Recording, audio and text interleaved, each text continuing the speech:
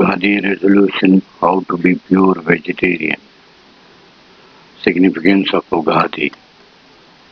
Ugadi follows the lunisolar calendar, which has direct connection with the way the human body is made. The Bharat is very significant not just culturally but significantly because it connects you with the movement of the planet. The tilt of the globe renders the northern hemisphere to receive the highest amount of sun's energy during the 21 days period that starts from Ugadi. Though it may be uncomfortable for humans in terms of the temperature soaring, this is the time when the Earth's battery are charged. Ugadi is one of the first day of the waxing moon after the first new moon post-equinox, suggesting a new beginning. Ugadi marks the start of spring season when nature starts wearing a fresh look laden with new leaves, flowers, and fruits. Most plants come to life around this season, and therefore there is a green ambience all around, setting a wonderful face for a renewed look and invigorating spirit. Ugadi thus sets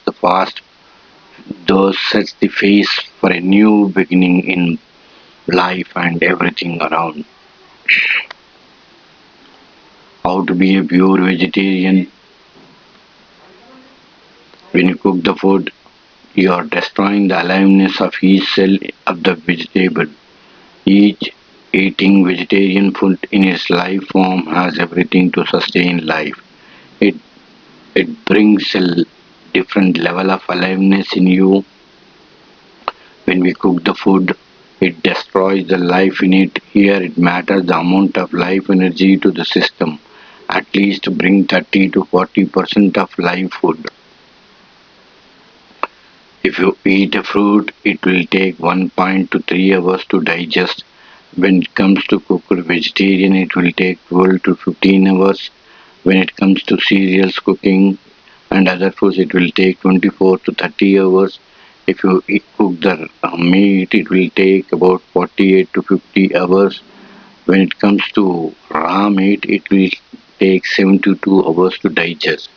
When food remains in the system such a long period of time, it will rot and cause unnecessary level of bacteria. You are causing damage to your system. You need medicine which generate poison within yourself. When an animal is about to be killed for the meat, no matter how intelligently you do it, an animal has the capacity to express some kind of emotion which will burst into chemical reaction. It means the negative acids and whatever other chemical are in the meat will enter in you, and it creates unnecessary level of mental fluctuation. Suppose if the mind thinks of the falling from a height, the body prepares itself immediately and shows external signs of fear, anxiety, grief, cheerfulness, anger. Same thing happens with the animal. The law of karma is inexorable, unrelenting, and immutable. The pain you inflict upon another will rebound upon you, and the happiness you radiate to another will come back to you, adding to your happiness.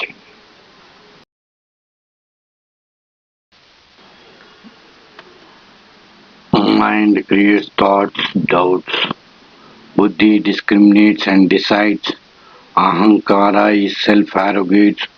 Chitta is the storehouse of samskaras, dharana, attention, and investigation. Or you can call it as inquiry or searching. Eyes can only see, ears can only hear, tongue can only taste, skin can only touch, nose can only smell.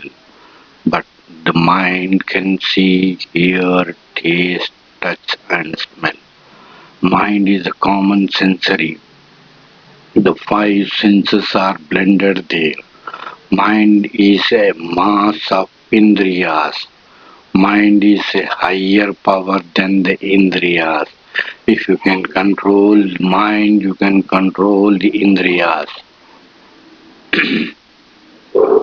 If you see or smell or hear the non-vegetarian food, Your antakarna, that is manas, buddhi, ahankara and chitta, through which you sense, perceive, think or reason out, is into action, which will search the past impressions of our non-vegetarian experience. Salvation take place based on the interest, which will create eagerness to eat.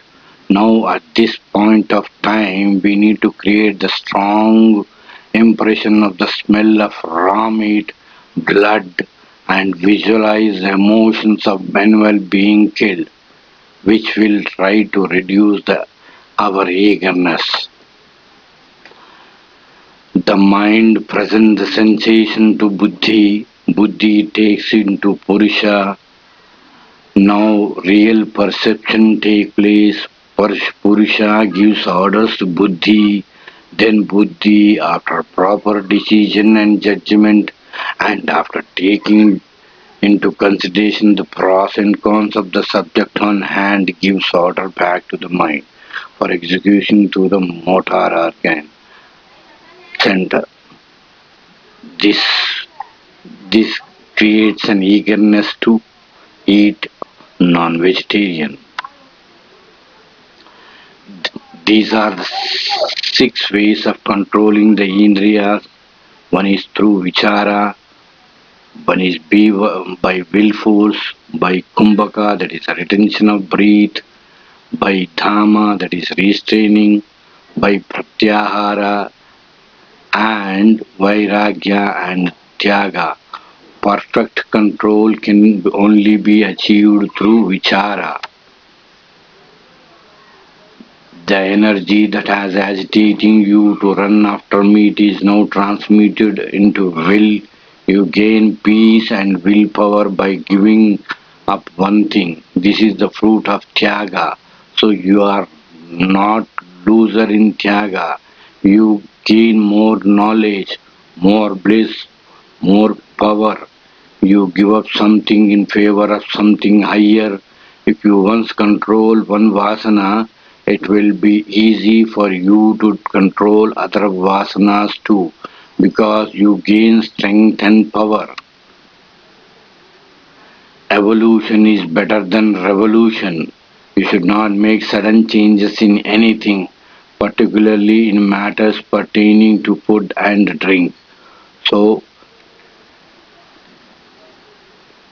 happy Ugadi and try to be a pure vegetarian if at all you would like to become pure vegetarian.